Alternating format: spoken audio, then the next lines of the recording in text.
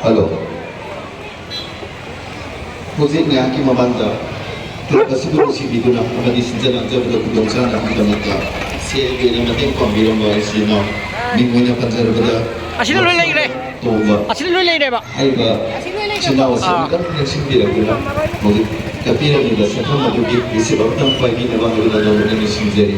Amukta hana nasinjake. Club amadi organizing committee lekai SPNU sibiduna.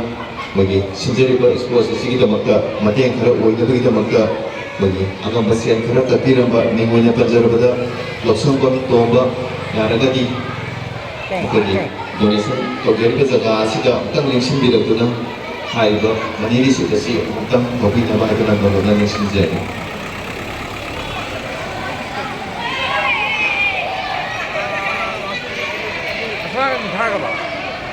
Asan thagaba. Yang wali sih.